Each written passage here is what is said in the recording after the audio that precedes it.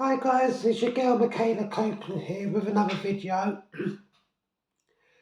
Today's video is about a very sad day today within everyone within the whole trans community. Today is Trans Day of Remembrance, and it's for everyone throughout the world within the trans community who sadly died, either through violent means or through suicide. Just move my phone. Now, 3 years ago today, I actually knew someone who was sadly on the list, and it just really is a very painful day. I myself, several times in my transition, due to the long wait and how my family is, I very nearly joined the list. Another reason is because of that long wait, because I will now be into month 53, waiting for my first appointment at Charing Cross. Now, since May of this year, they are still making appointments for people referred in January of this year, and I was referred in on July the 17th of that year. Sometime next week, I got to have blood work, which I absolutely hate having blood work, and I'm now on the process of applying for my gender recognition certificate to update my birth certificate in my actual gender, and in slowly been gathering evidence. I'm not even sure what to include. I do know that I need to bring both my birth certificate, which I got to send off at the end after I sent all my evidence together. I know I got to send both my details from when I was Michaela Morgan, and last year when I changed my surname to Copeland, got to send both reports, which my first one I got on the 30th of June, the day that I started hormones on the NHS, and I'm including blood work because it's all the blood work I've had since starting hormones, and on the back, the final page, it has got my diagnosis from my GP. I'm also including like stuff like letters from when I was on the Charing Cross, because I have got quite a lot saved on my phone, utility bills and so on and so on. It has taken me a really long time, because everyone who knows me knows I am legally Michaela and I am female. It's just government papers, which the Tory party, for about 4.5 years ago, when Theresa May was Prime Minister, she promised that she would reform the Gender Recognition Act, which is what the Gender Recognition Certificate falls under. It was passed into law in 2004, and since then, the reigning Conservative government that has been pushing it into the long grass year after year after year after year. And they did also promise to ban conversion therapy, which it basically gives religious people free range to try and overcome something that is a medical diagnosis, because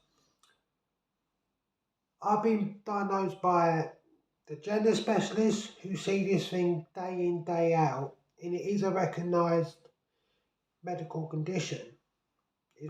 Gender dysphoria has been recognised as a medical condition since 2013, and I see loads of videos on Facebook with a lot of hate speech, but Facebook does nothing about that, and they're going about, oh, we're mentally ill and that there's only two genders, when it's well been documented that there are there was a spectrum of genders, and